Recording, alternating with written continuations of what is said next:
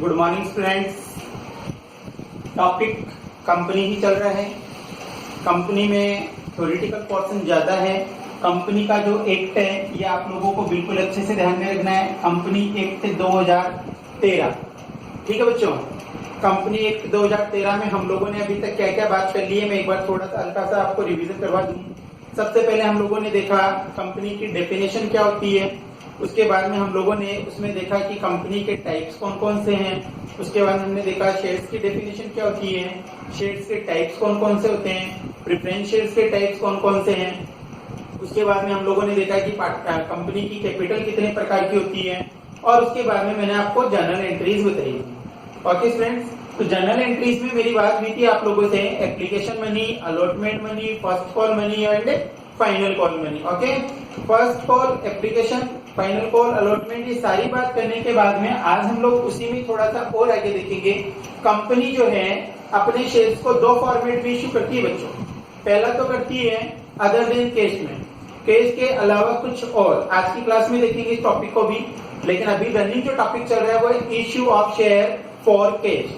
Share के लिए जो अपन शेयर इश्यू कर रहे हैं वो किसके लिए कर रहे हैं, नगद के लिए, कैश मनी, मनी के लिए कर रहे हैं। ओके, तो मनी के लिए जब शेयर इश्यू करते हैं तो उसमें मैंने आपको 8 जनरल एंट्री बताई। इसमें कंपनी दो प्रकार से शेयर इश्यू करती है बच्चों। फर्स्ट करती है एट पार। कैसे करती है, एट पार। एट पार का मतलब क्या होता है कि 10 रुपए का कोई आइटम कितने रुपए में बेच देना, 10 रुपए में बेच देना, इसको बोलते हैं एट पार। एट पार का मतलब होता है सम मूल्य पर। सम मूल्य का मतलब क्या हुआ कि 10 रुपए की कोई वस्तु है और आप इसको कितने रुपए में बेच दो, 10 रुपए में ही बेच दो, तो इसका मतलब उसको क्या बोलेंगे, एट पार हो गया। ठीक है। एक फॉर्मेट कंपनी के पास कौन सा है, at premium. At premium. Premium का मतलब क्या होता है, प्रीमियम का मतलब होता है कि 10 रुपए की कोई वस्तु है, उस 10 रुपए की वस्तु को मार्केट में डिमांड ज्यादा होने पर आप उसे अधिक मूल्य पर बेच दें, ज्यादा प्राइस पर बेच दें, 12 रुपए में बेच दें, 15 रुपए में बेच दें, 22 रुपए में बेच दें, या आप कितने भी रुपए में बेच दें, 100, 200, 300, 400, 500, कितने भी रुपए में बेच सकते हैं। कितनी ज्यादा डिमांड है कंपनी के शेयर्स की, उतना ही ज्यादा हम उस पर क्या ले सकेंगे, प्रीमियम ले सकेंगे। तो ये दो चीज आप कंडीशन में क्लियर कर लें। सबसे पहले इशूड होते हैं शेयर एट पार पे भी, और शेयर इशूड होते हैं एट प्रीमियम पर भी। कंपनी एक्ट 2013 की बात कर रहा हूँ। कंपनी एक्ट 1956 जो चला करता था आपके सिलेबस से पहले, उस समय कंपनी जो शेयर है वो एट डिस्काउंट पर भी इशूड करती थी। किस पर इशूड करती थी बच्चों, डिस्काउंट पर भी। लेकिन अभी रिसेंट में कंपनी एक्ट 2013 आने के बाद में ये एट डिस्काउंट वाली जो कंडीशन है ये आपके सिलेबस से हट गई है। अभी फिलहाल दो ही कंडीशन है, पार पे और प्रीमियम पे। अब मैं आपको बताऊंगा आज की क्लास में यूज ऑफ सिक्योरिटीज प्रीमियम। ये जो प्रीमियम है इसके यूज क्या होंगे, तो आज की क्लास में आप ये भी देखिएगा, यूज ऑफ सिक्योरिटीज प्रीमियम।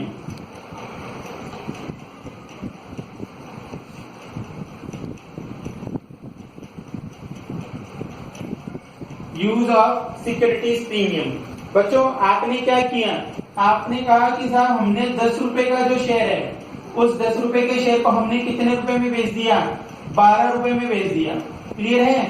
तो आपको सीधा सीधा नजर आ रहा होगा कि कंपनी ने कितना रुपया ज्यादा कमा लिया है मुनाफे के तौर पे, 2 रुपए ज्यादा कमा लिया। तब 10 रुपए का आइटम है, आप 12 रुपए में बेच रहे हो, तो सीधी सी बात है कि आपने कितने रुपए ज्यादा कमा लिए, 2 रुपए ज्यादा कमा लिए। अब इस 2 रुपए का यूज आप अपनी मन मर्जी से नहीं कर सकते। आपकी इच्छा भी साहब ये 2 रुपए हैं, इन 2 रुपए को इकट्ठा करके और मैं अपने लिए घर बनवा लूंगा या अपने लिए कोई मर्सिडीज बेंज खरीद लूंगा। आप ये सारे कार्यक्रम यहाँ से नहीं ऑपरेट कर सकते हैं, क्योंकि कंपनी ने, सेबी का नाम सुना आप लोगों ने, ये पहली बार सुन रहे हो, security exchange board of India, भारतीय प्रतिभूति विनिमय बोर्ड, सेबी जो है हर कंपनी के ऊपर अपना अधिकार जमा कर बैठी है। कोई भी कंपनी इसकी गाइडलाइन को फॉलो किए बिना नहीं चल सकती है। तो सेबी अपनी गाइडलाइंस देती है, उन गाइडलाइंस को आपको फॉलो करना पड़ेगा। तो उन गाइडलाइंस को जब आप फॉलो कर रहे हैं तो सेबी ने आपको कह रखा है, कंपनी 2013 ने आपको कह रखा है कि आपका जो प्रीमियम का पैसा आया है उस प्रीमियम के अमाउंट को आप कहाँ, कैसे और कहाँ यूज लेंगे।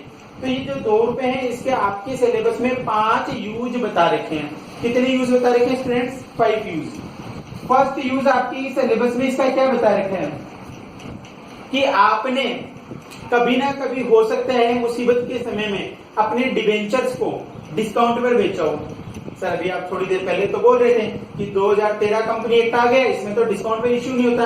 बच्चों आपने ध्यान से नहीं सुना, मैंने कहा कंपनी शेयर इश्यू नहीं कर सकती है डिस्काउंट पर। और अभी क्या कह रहा हूं कि कंपनी ने कभी ना कभी मजबूरीवश अपने डिबेंचर्स को किस पर बेचा होगा? डिस्काउंट पर। तो उस डिस्काउंट की भरपाई कंपनी कहां से करेगी? इस 2 रुपए से करेगी। तो सबसे पहला काम तो कंपनी किसको कर रही है? डिस्काउंट को राइट ऑफ। जो आपका डिस्काउंट ऑन डिबेंचर है, ध्यान दीजिएगा, डिबेंचर अगली क्लास में और आगे चलकर पढ़ेंगे। डिबेंचर क्या है, कंपनी क्यों इश्यू करती है और इसका ट्रीटमेंट क्या होता है, ये बहुत आगे चलेंगे अपन तो पढ़ेंगे। तो डिस्काउंट ऑन डिबेंचर जो आपने दिया उसको राइट ऑफ करने के लिए आप 2 रुपए का यूज कर सकते हैं। सेकेंड यूज आप क्या कर सकते हैं? सेकेंड यूज आप कर सकते हैं fully paid bonus share. Fully paid bonus share company क्या कर रही है? Fully paid bonus share issue कर रही है। बोनस शेयर क्या होता है और फुल्ली पेड क्या होता है, इसको आप अच्छे से समझ लीजिएगा। बड़ी बड़ी मल्टीनेशनल कंपनीज होती है, कंपनी में एम्प्लॉय काम करते हैं।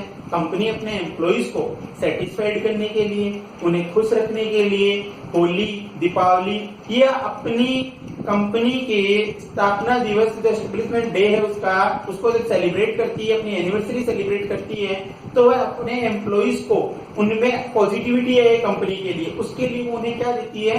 बोनस देती है कि एम्प्लॉय खुश रहे। जितना एम्प्लॉय खुश रहेगा उतना ही ज्यादा कंपनी को अच्छा वर्क करके देगा। तो इसलिए हमारी भी कंपनी क्या करती है? बोनस शेयर इशू करती है। बोनस शेयर में भी कौन से बोनस शेयर बच्चों? Fully paid. फुल्ली पेड का मतलब क्या हुआ कि 10 रुपए का शेयर है, उसको 10 रुपए बिल्कुल फ्री में दे देना, 1 पैसा भी नहीं लेना। एम्प्लॉय को ये नहीं कहना कि भाई 10 रुपए का शेयर है और आज कंपनी को 52 वर्ष 50 वर्ष हो गए हैं, आप 50 वर्ष पूरे होने पर कंपनी का 10 रुपए का शेयर आप ले सकते हो 7 रुपए में। तो इस 2 रुपए का यूज नहीं होगा। नहीं समझ में आई बात? वापस से समझो, मैं कह रहा हूं कि कंपनी का शेयर कितने रुपए का है? 10 का। कंपनी ने कहा कि आज कंपनी को बने हुए 50 साल हो गए हैं, इस खुशी में हम आप सभी को ये 10-10 रुपए वाले 1,000 शेयर देंगे सारे एम्प्लॉइज को, 1 रुपए भी नहीं लेंगे। तो उसको तो बोला क्या? Fully paid bonus share. दूसरी तरफ मैं कह रहा हूं कि कंपनी बोलती है कि 10 रुपए का शेयर है और कंपनी के आज 25 साल पूरे हो गए, तो कंपनी अपने इस 10 रुपए वाले शेयर को अपने एम्प्लॉइज के लिए कितने रुपए में ओपन कर रही है?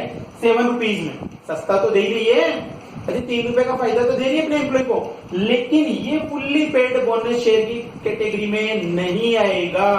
फुल्ली पेड बोनस शेयर की कैटेगरी में वही आएगा जो 10 रुपए का शेयर आपने कितने में दिया है? फुल्ली पेड बिल्कुल 0 रुपए में दे दिया, उसी को आप फुल्ली पेड बोनस शेयर के रूप में यूज लेंगे। ठीक है बच्चों? उसके बाद में बात करें और आगे, तो 3 नंबर कैटेगरी में जब मैं जाऊं तो एक आता है premium. Premium on redemption of preference share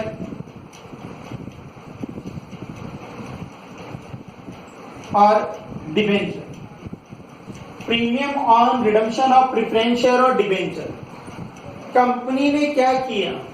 3 format में बिजनेस किया था, इक्विटी शेयर में, प्रेफरेंस शेयर में और डिबेंचर। इनमें से 2 फॉर्मेट, प्रेफरेंस शेयर और डिबेंचर, इनमें कंपनी जब इनको वापस रुपया लौटाती है तो कई बार वो रुपया प्रीमियम पर लौटा देती है। कंपनी कहती है कि देखो 10 रुपए का शेयर हमने आपसे खरीदा था, आपने हमसे, और आज हम आपको इसका कितना रुपया देंगे? 15 रुपए देंगे। प्रीमियम दे रही है कंपनी, ज्यादा रुपए दे रही है, क्योंकि आपने कंपनी पे ट्रस्ट किया, लंबे समय तक आप कंपनी के साथ जुड़े रहे, आपने कंपनी में इन्वेस्टमेंट किया। तो कंपनी को जिस दिन आपने 10 रुपए दिए थे वो 10 रुपए कंपनी आपको लौटाते समय कितना करके लौटा रही है बच्चों? 15। तो ये क्या हुआ? प्रीमियम। ये प्रीमियम 2 चीजों पर मिलेगा। किस किस पे? रिडम्पशन होता है 2 चीजों का। रिडम्पशन का मतलब पब्लिक का पैसा पब्लिक को लौटा देना, ठीक है ना? आपने पैसे दिए रिलायंस को, रिलायंस जिस दिन आपको आपका पैसा रिटर्न करेगी उस प्रोसीजर को हम क्या नाम देंगे? रिडम्पशन। तो कंपनी रिडम्पशन जब करेगी तो उस समय यदि प्रीमियम देती है तो उस प्रीमियम के लॉस की भरपाई भी इस सिक्योरिटीज प्रीमियम से ही कर पाएगी। ठीक है ना, ये भी इसका एक यूज हो गया। एक और यूज की बात करें अपन, यदि 4 नंबर यूज की, तो आप यहां देखिएगा 4 नंबर यूज, वो हुआ आपका right of preliminary, right of preliminary expenses. Right of preliminary expenses का मतलब क्या हुआ? प्रीलिमिनरी एक्सपेंसेस क्या होता है? प्रीलिमिनरी एक्सपेंसेस को हिंदी में बोलते हैं प्रारंभिक व्यय। कोई भी कंपनी जब अपने आप को स्टेब्लिश करती है, स्थापित करती है, तो उसे कई प्रकार के लीगल डॉक्यूमेंट्स तैयार करवाने पड़ते हैं, कानूनी कार्रवाई करनी पड़ती है, कानून से परमिशन लेनी पड़ती है, सरकार से परमिशन लेनी पड़ती है। तो जो भी लीगल पेपर डॉक्यूमेंट तैयार करने पर जो एक्सपेंसेस हुआ है, उस एक्सपेंसेस को कंपनी कहां से कवर करेगी, कैसे कवर करेगी, उसके लिए क्या बताया हुआ है, इस 2 रुपए का यूज कर लो कि साहब आपने किसी टाइम पर यदि कंपनी को स्थापित करने समय बहुत ज्यादा खर्चा कर दिया, उस खर्चे को अब आप कहां से कवर करें। तो आज मार्केट में आपकी अच्छी गुडविल है, अच्छी गुडविल है तो आप 10 रुपए का आइटम 12 में बेचें और इस 2 रुपए से अपने प्रारंभिक व्ययों को, प्रीलिमिनरी एक्सपेंसेस को क्या कर लें, राइट ऑफ कर लें। Okay friends, now last and 5 number है आपका, फाइनल है ये, बाई बैक। बाई बैक का मतलब होता है, हिंदी में बोलते हैं बाई बैक को पुनः खरीद। क्या बोलते हैं? पुनः खरीद।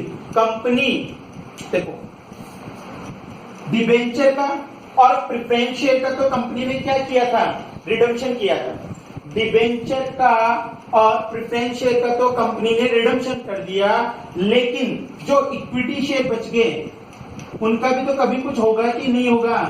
तो उन इक्विटी शेयर्स को कंपनी क्या करती है, बाईबैक करती है। अपने ही शेयर को मार्केट से कम प्राइस होने पर कंपनी खरीद लेती है। जैसे 100 रुपए का कोई डिवेंचर है, आज मार्केट में उस कंपनी की ग्रोथ कम चल रही है, उसकी मार्केट प्राइस 95 हो गई है, तो कंपनी के पास यदि सफिशिएंट केस पड़ा है, कौन सा केस पड़ा है, ये 2 रुपए वाला प्रीमियम का, तो कंपनी क्या करती है, अपने ही शेयर्स को वापस से खरीद लेती है कि सस्ते भाव में मुझे मेरे शेयर मिल रहे हैं, तो मुझे जनता को ज्यादा पैसा चुकाने की जरूरत नहीं पड़ेगी। ठीक है ना स्टूडेंट्स, आगे जर्नल एंट्री क्या होगी, प्रीमियम की बात तो कर ली,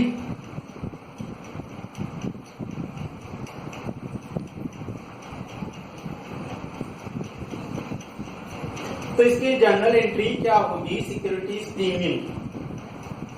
सिक्योरिटीज प्रीमियम जो है बच्चों, वो जनरली अलॉटमेंट के साथ ही मांगा जाता है, कोई फिक्स नहीं है कि हमेशा अलॉटमेंट के साथ ही मांगे। कंपनी कभी भी कॉल कर सकती है अपने प्रीमियम के अमाउंट के लिए, फर्स्ट कॉल पे मांग सकती है, फाइनल कॉल पे मांग सकती है, एप्लीकेशन पे मांग सकती है, अलॉटमेंट पे मांग सकती है। लेकिन बहुत हद तक यदि हम इसको देखें तो ये जनरली अलॉटमेंट के समय मांगा जाता है। तो अलॉटमेंट पे जो हम 3 नंबर एंट्री कल की क्लास में हमने देखी है ना, जनरल एंट्रीज 8, उसमें तीसरी एंट्री हमने देखो क्या देखी थी, हमने देखी थी शेयर अलॉटमेंट अकाउंट दिया, शेयर अलॉटमेंट अकाउंट दिया, 2 शेयर कैपिटल किया था। अब शेयर कैपिटल से पहले यहाँ पे क्या कर देंगे, 2 सिक्योरिटीज प्रीमियम। सिक्योरिटीज प्रीमियम को क्रेडिट किया, क्यों किया, क्योंकि कंपनी के लिए बेनिफिट का काम करता है, फायदा देता है, कंपनी को लाभ पहुंचाता है। जो भी कंपनी को प्रॉफिट देगा वो कंपनी के लिए क्रेडिट हो जाएगा और जो लॉस देगा वो डेबिट हो जाएगा। तो शेयर अलॉटमेंट अकाउंट दिया, 2 सिक्योरिटीज प्रीमियम और 2 शेयर कैपिटल। ठीक है, तो जर्नल एंट्री आपकी ये वाली बन जाएगी, आप इसको भी नोट कर लेना अपनी नोटबुक में। शेयर अलॉटमेंट अकाउंट दिया, 2 सिक्योरिटीज प्रीमियम, 2 शेयर कैपिटल। अब इसमें कंपनी किसी भी समय, मैंने आपको बताया जैसा कि कंपनी तो किसी भी समय कॉल कर सकती है, एप्लीकेशन पे भी कॉल कर सकती है, फर्स्ट कॉल पे भी कॉल कर सकती है, फाइनल कॉल पर भी। आप लोगों को क्वेश्चन में इंफॉर्मेशन मिलेगी कि इस समय आपको प्रीमियम के अमाउंट पेड करना है और कितना पेड करना है, ठीक है ना। तो उसकी आपको ज्यादा इतना टेंशन नहीं लेना है कि साहब मुझे कैसे पता चलेगा कि अमाउंट कितनी पेड ऑफ करनी है। तो उसके लिए आपको क्वेश्चन में दिया हुआ आएगा कि अलॉटमेंट के साथ है या फर्स्ट कॉल के साथ है या एप्लीकेशन के साथ। बहुत सारे क्वेश्चन ऐसे भी देखने को मिलेंगे, जैसे सपोज करो कि कंपनी 10 रुपए का शेयर है, और उसे कंपनी बेचना चाह रही हो 14 में, ठीक है, 10 रुपए का शेयर है और उसे 14 में बेच रही है, तो कितना रुपए प्रीमियम ले रही है कंपनी? 4। तो इस 4 रुपए प्रीमियम में कंपनी 1 रुपए एप्लीकेशन पे, 1 रुपया अलॉटमेंट पे, 1 रुपया फर्स्ट कॉल पे, 1 रुपया फाइनल कॉल पे, हर कॉल के साथ में भी कंपनी अपना प्रीमियम का पैसा ले सकती है और एक बार में भी पूरा 4 रुपया ले सकती है। तो आपको क्वेश्चन में इंफॉर्मेशन दी हुई है कि मैं यहाँ एक चीज आपको क्लियर कर दूं कि सिक्योरिटीज प्रीमियम और शेयर कैपिटल ये दोनों क्या हैं? बेस्ट फ्रेंड फॉरएवर, ये दोनों बहुत अच्छे मित्र हैं। कैपिटल और प्रीमियम हमेशा साथ साथ ही रहेंगे। ऐसा नहीं है कि आपने जैसे अलॉटमेंट के साथ हुआ तो अलॉटमेंट की एक एंट्री देखो ये भी बनती है, क्या बनाते हो आप? 4 नंबर पे बनाते हो ना, bank account DR to share allotment. तो ऐसा नहीं है कि साहब आप यहाँ पे सिक्योरिटीज प्रीमियम को लगा दो, नहीं, सिक्योरिटीज प्रीमियम हमेशा कब लगेगा? जिस एंट्री में किसका नाम दिया हो? कैपिटल का नाम दिया हो, ठीक है ना। तो सिक्योरिटीज प्रीमियम और share capital best friend forever है, अच्छे मित्र हैं, हमेशा साथ रहते हैं। इसको मैं एक बार और आपको अच्छे से समझा दूं। अभी हो सकता है आप में से किसी के दिमाग में ये आ गया हो कि 1 नंबर एंट्री में मांगना है और 2 नंबर एंट्री में नहीं मांगना है, तो ये भी आप गलत सोच रहे हैं। यदि एप्लीकेशन पे मांगा तो एप्लीकेशन की तो 1 नंबर एंट्री क्या बनेगी? Bank account DR to share application, ये होगी ना सर। उसकी 1 नंबर एंट्री में आपने मांग लिया प्रीमियम, अब इसकी 1 नंबर एंट्री में तो कैपिटल वर्ड ही नहीं है, तो आप यहाँ थोड़ी ना मांग लेंगे। इसमें आपको कौन सी एंट्री में दिखाना पड़ेगा? 2 नंबर में। 2 नंबर एंट्री इसकी क्या बनती है? Share application account DR to securities premium to share capital. देखो वापस से वही बात आ गई, मैंने आपको बोला कैपिटल के साथ हमेशा क्या आएगा? प्रीमियम। इसमें नहीं आया, यहाँ आया है। लेकिन यही एंट्री जब आप 3 नंबर पे करोगे अलॉटमेंट पे, तो देखो अब इसकी फर्स्ट में आ जाएगा share allotment account DR to securities premium to share capital. क्या समझ में आई बात? डाउट को अच्छे से क्लियर कर लेना कि जिस एंट्री में कैपिटल वर्ड होगा उसी एंट्री में ही प्रीमियम आएगा, वरना नहीं आएगा। आप कहीं ये नहीं, ये रट्टा मान लो कि 1 नंबर में आता है 2 नंबर में नहीं आता, रट्टा मानना। तो ये वाली बात को लगाइएगा आप दिमाग में कि जिस एंट्री में कैपिटल वर्ड का यूज होगा वहीं पे सिक्योरिटीज प्रीमियम लिखा जाएगा। फर्स्ट नंबर, सेकंड नंबर, ऐसा कोई याद करने का कोई सिस्टम मत रख लेना, ठीक है बच्चों। तो ये हुआ कि कंपनी ने जब प्रीमियम पर शेयर बेचे तो उसकी क्या जनरल एंट्री होती है और उस प्रीमियम के क्या यूज होते हैं, इतना हम लोग आज की क्लास में अभी तक देख चुके हैं। अब हम लोग नेक्स्ट क्या देखेंगे? नेक्स्ट हम लोग देखेंगे, मैंने आपसे कहा था कि कंपनी एक तो करती है issue of share for issue of share for cash, और इसमें हमने 2 चीजें पढ़ ली अभी आज की क्लास में। एक तो पढ़ा एट पार और एक पढ़ा एट प्रीमियम, ठीक है बच्चों। अब मैं आपसे क्या बात कर रहा हूं, ये तो 1 नंबर हो गया शेयर को इश्यू बनने का। ये दूसरा नंबर देखिएगा, issue of share for consideration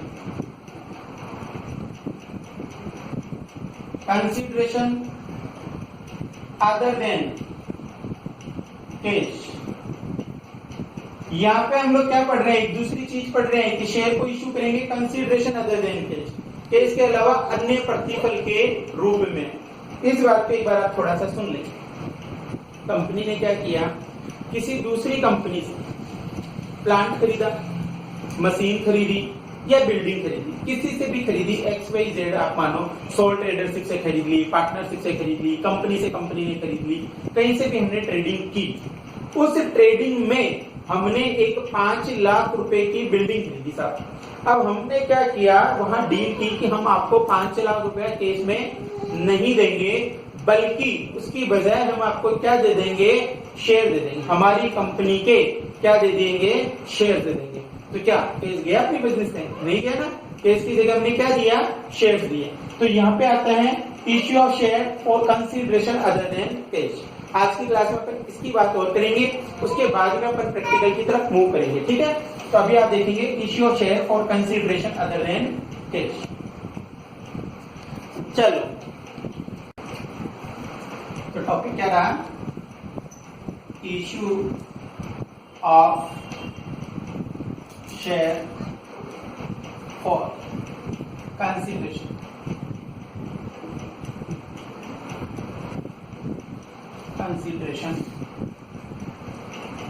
other than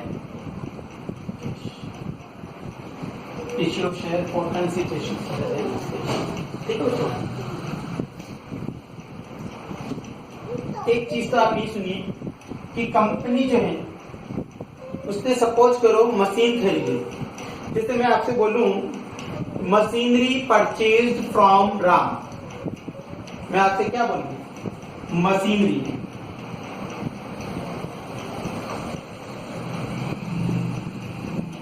purchased from Ram, machinery purchase from Ram. Ram से मशीन खरीदी, तो राम से मशीन खरीदी तो कौन सा रूल लग जाएगा? अभी दो अकाउंट फॉलो करेंगे ना आप। एक तो कौन सा करेंगे?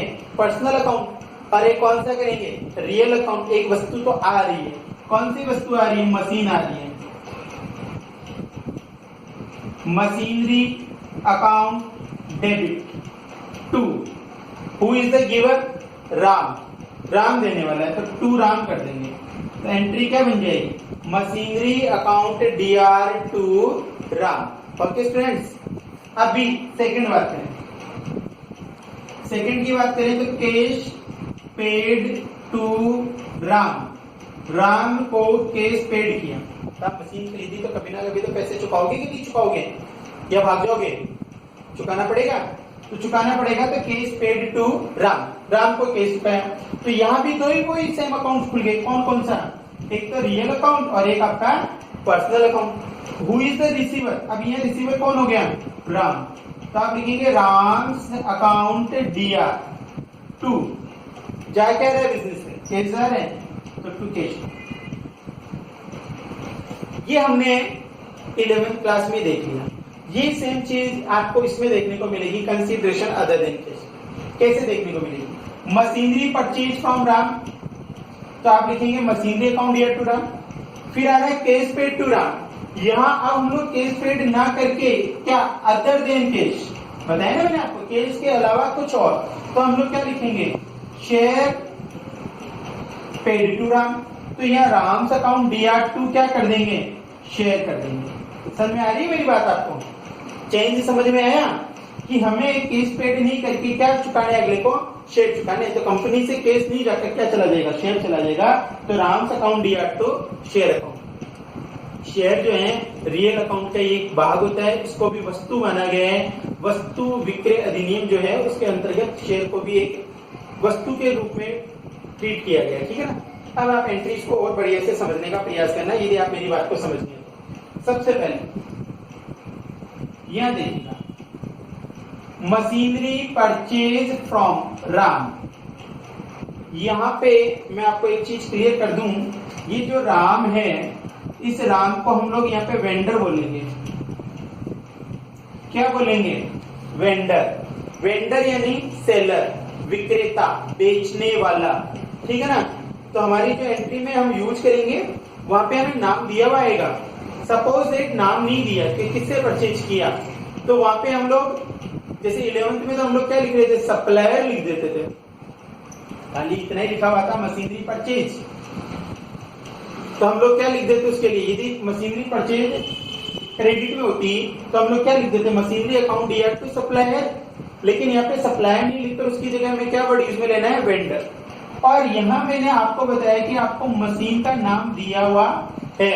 सपोज करो मशीन का नाम भी नहीं दिया हुआ होता तो हम लोग क्या लिख देते हैं? सन्ड्री एसेट्स, ठीक है ना। सन्ड्री एसेट्स लिख देते। तो अब आप इस चेंज के साथ एंट्रीज देखिएगा, इन एंट्रीज को आपको अपनी नोटबुक में रिकॉर्ड भी कर लेना है, ठीक है ना। तो आप देखिएगा सबसे पहले असेट्स परचेज। सबसे पहले हमने असेट्स को परचेज किया, तो असेट्स को परचेज करने पर हम लोगों को क्या एंट्री बनानी है, देखिएगा ध्यान से। Assets account DR to vendor, अभी बताया मैंने आपको क्या लिखना है, वेंडर। या तो वेंडर का नाम दिया हुआ आएगा, और नहीं दिया हुआ आएगा तो आपको क्या लिखना है, वेंडर। कई बार हम बिजनेस में किसी पर्टिकुलर असेट्स को खरीदते हैं तब तो ये एंट्री कर ही देंगे, assets account DR to vendor. बहुत सी बार हमें ऐसा भी देखने को मिलता है कि हम लोग सामने वाली पार्टी का पूरा बिजनेस ही खरीद लेते हैं। क्या कर लेते हैं, पूरा का पूरा बिजनेस ही परचेज कर लेते हैं। तो जब किसी व्यक्ति को पूरे बिजनेस को आप जब खरीद लोगे तो सीधी सी बात है, सुख भी आएंगे और दुख भी आएंगे। तो यह सुख के रूप में तो मैंने किसको लिया है, असेट्स को, और दुख के रूप में मैं किसको ले लूं, लायबिलिटी को ले लूं। तो किसी के बिजनेस को यदि आप खरीदोगे तो असेट्स तो आ ही रही है, असेट्स अकाउंट डीआर, साथ ही में कुछ दुख भी आएंगे, किसके रूप में, लायबिलिटी के रूप में। सामने वाली पार्टी के कुछ क्रेडिटर्स हैं, सामने वाली पार्टी का बैंक लोन पड़े हैं, बीपी पड़े हैं, आउटस्टैंडिंग एक्सपेंसेस पड़े हैं। जब बिजनेस आपने खरीद लिया तो अब क्रेडिटर तो आपके पास आएगा ना, उससे तो कोई मतलब ही नहीं है, वो तो बेच कर चला गया। तब उसने बिजनेस बेच दिया, वो क्या कहेगा कि साहब मैंने तो इन आदमी को बेच दिया बिजनेस, अब आपको जो भी लेना है इनसे लेना है साहब, आप इनको पेमेंट कर देना, दोनों के बीच में एक डीलिंग करवा के बात खत्म कर देंगे, ठीक है। तो यहाँ पे हम लोग जो एंट्री बनाएंगे, कई बार हमें ऐसा देखने को मिलेगा कि कंपनी असेट्स के साथ में बिजनेस पूरा खरीद रही है तो लायबिलिटीज भी मिलेगी। तो assets account DR to vendor को एक बार छोड़कर पहले लिखेंगे टू लायबिलिटीज, और फिर लिख देंगे to vendor. Assets account DR to liabilities to vendor, ठीक है ना। असेट्स डेबिट होंगी, आ रही हैं, टू लायबिलिटीज क्रेडिट होती है, लायबिलिटीज भी हमारी हमेशा, और वेंडर ये भी हमारी एक लायबिलिटी है, इसको पेड ऑफ करना रहेगा, इसलिए ये भी क्या हो जाएगा, क्रेडिट हो जाएगा। सपोज कीजिए एक मान रहे हैं अपन कि हमने किसी कंपनी की 10,80,000 रुपए की तो असेट्स खरीद ली है, 10,80,000 की किसी कंपनी की हमने क्या परचेज की, असेट्स परचेज की, और उस कंपनी के 2,80,000 की क्या खरीद ली, लायबिलिटीज खरीद ली। और अब हमें कहा जा रहा है कि बचा हुआ आप पेमेंट कर दें वेंडर को। तो आप सबको भली प्रकार से पता है, देख भी रहे हैं आप, समझ भी रहे हैं आप कि साहब 10,80,000 रुपए के असेट्स खरीदी है और 2,80,000 रुपए की लायबिलिटी है, तो वेंडर को क्या अमाउंट पेड ऑफ करनी पड़ेगी, 8 लाख। क्यों, क्योंकि debit is equal to credit. तो डेबिट है 1080, लायबिलिटी भी 280 की, और डिफरेंस आपको बोल रहे हैं कि जो भी अमाउंट आपकी बनती है उसको पेड ऑफ कर दे। तो ये अमाउंट आपको फाइंड आउट करने के लिए भी दी जा सकती है कि आप खुद फाइंड आउट करें। इसको एक बार फिर से समझ लें। असेट्स आपने खरीदी कंपनी की 10,80,000 रुपए की, क्वेश्चन में इंफॉर्मेशन। लायबिलिटीज खरीद ली 2,80,000 रुपए की, क्वेश्चन में इंफॉर्मेशन है। और वेंडर को क्या पेड ऑफ करना है ये आपको फाइंड आउट करना है। तो वेंडर का फाइंड आउट आप कर दोगे ना, असेट्स 1080 टू लायबिलिटीज 280, तो डिफरेंस कितना आ गया, 8 लाख। सपोज कीजिए यदि यहाँ पर ये क्वेश्चन में दिया हुआ आए, ये बात तो समझ में आ गई ना आपको, आगे चलूं थोड़ा, ठीक है। यहाँ पे यदि आपके क्वेश्चन में दिया हुआ है कि वेंडर को कितना पेमेंट करना है, 9 लाख। असेट्स खरीदो कितने की, 10,80,000 रुपए की। लायबिलिटीज खरीदो कितने की, 2,80,000 रुपए की। और वेंडर को पेमेंट कर दो कितना, 9 लाख। ये भी क्वेश्चन में दिया हुआ है। तो साहब ये एंट्री राइट है क्या, नहीं है ना। क्यों नहीं है, क्योंकि 9 और 2 11, क्रेडिट में क्या टोटल जा रहा है, 11,80,000, और जबकि डेबिट में असेट्स कितने की हैं, 10,80,000 की। तो जो डिफरेंस आया है कितने का, 1 लाख का, कौन सी साइड में कम पड़ रहा है, डेबिट साइड में। तो डेबिट साइड में जो 1 लाख रुपए का डिफरेंस कम पड़ रहा है, उसके लिए हम लोग एक अकाउंट और खोल देंगे। कौन सा account, goodwill. Goodwill account DR कितने रुपए से खोल देंगे, 1,00,000 रुपए थे। और ये आपकी ब्रैकेट में लिखना कंपल्सरी होगा बैलेंसिंग फिगर। ठीक है ना बच्चों। अब देखो 10 और 1 कितना हुआ 1180 और 9 और 2 1180। पार्टनरशिप में क्लियर कर दिया था गुडविल हिडन होती है, छुपी हुई होती है। ये एक तरीका था गुडविल को फाइंड आउट करवाने का। ये भी एक ट्रीटमेंट आपको समझना पड़ेगा। ठीक है ना। आगे देखिए। ठीक है ना। ये वाली बात समझ में आई। ये गुडविल आपको फाइंड आउट करनी पड़ेगी। अब इसको फाइंड आउट करने के बाद में देखो कई बार एक केस और बनता है, उसको और समझ लेते हैं आप अच्छे से। ये गुडविल को तो आप छोड़ ही दो यहाँ पे एक बार थोड़ी देर।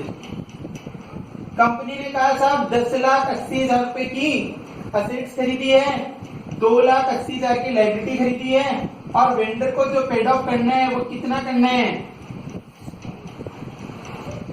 7 लाख। तो 7 लाख रुपए वेंडर को पेड ऑफ करना है, 280 की लायबिलिटी पड़ी है, तो टोटल लायबिलिटी तो बन रही 980 की, और जबकि एसेट्स आकर बैठ गई कितने की है 10,80,000 रुपए की। अब कौन सा बैलेंस कम पड़ रहा है डेबिट के क्रेडिट, वो हो रहा है 10,80,000, ये हो रहा है 9,80,000। तो डिफरेंस यहाँ कम पड़ रहा है, तो हम लोग उसको क्या नाम दे देंगे टू कैपिटल रिजर्व। कितने रुपए का कैपिटल रिजर्व 1,00,000 रुपए का, और इसको भी नाम क्या दे देंगे बैलेंसिंग फिगर। ठीक है ना। ये विशेष ध्यान देना आपको, ये बैलेंसिंग फिगर रहेगा। क्या रहेगा बैलेंसिंग फिगर। ठीक है। इसको आप अच्छे से समझ लें कि आपने 10,80,000 रुपए की एसेट्स खरीदी, लायबिलिटी खरीदी 2,80,000 की, और वेंडर को पेमेंट करना 7 लाख। तो डिफरेंस 1,00,000 रुपए किसमें चला जाएगा कैपिटल रिजर्व में। मैंने आपको 3 फॉर्मेट में एंट्री बता दी। 3 फॉर्मेट में मैंने कौन कौन सी एंट्रीज आपको बताई है, एक बार आप थोड़ा सा ध्यान से उसको समझने का प्रयास करना। सबसे पहले मैंने आपको बताया कि आप किसी कंपनी की यदि असेट्स खरीद रहे हैं, असेट्स खरीदेंगे तो आपकी एंट्री क्या बनेगी, केवल असेट्स खरीदेंगे तो असेट्स अकाउंट दिया टू वेंडर। एक नंबर बात। यदि आपने असेट्स के साथ लायबिलिटीज भी खरीदी है तो असेट्स अकाउंट दिया टू लायबिलिटीज टू वेंडर। तीसरी बात, असेट्स के साथ में यदि आपको हिडन गुडविल मिलती है तो देखिएगा गुडविल अकाउंट दिया, ये बैलेंसिंग फिगर है, आपने फाइंड आउट किया है, और असेट्स अकाउंट दिया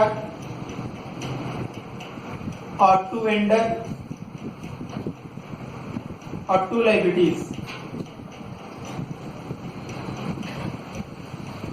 4 नंबर पे यदि मैं बात करूं तो देखिएगा असेट्स अकाउंट दिया to liabilities to vendor to capital reserve. Capital reserve आपका क्या हुआ है बैलेंसिंग फिगर। मैंने आपको ये 4 अलग अलग एंट्रीज बता दी है। आप बोर्ड पे इन एंट्रीज को देख लें, अच्छे से नोट डाउन करेंगे अपनी नोटबुक में कौन से टॉपिक के, issue of share for consideration other than cash. Simple, यदि आपने खाली एक असेट्स खरीदी तो असेट्स टू वेंडर हो जाएगा। यदि लायबिलिटीज भी साथ में खरीदी है, वेंडर की प्राइस वगैरह दी हुई है नहीं दी हुई है, वो सारी बात मैंने आपको समझा दी। बैलेंसिंग डिफरेंस यदि आपका असेट्स में आ जाता है, यदि आपका डिफरेंस लायबिलिटी। अब हमने खरीद ही लिया तो अब क्या हम इसको पेमेंट नहीं करेंगे, पेमेंट करना पड़ेगा वेंडर को। तो वेंडर को पेमेंट करने के लिए हम लोग क्या करेंगे, एक पार पेमेंट करेंगे, एक प्रीमियम पे पेमेंट करेंगे। ठीक है। तो आप देखिएगा कैसे हम लोग इसको पेमेंट करेंगे।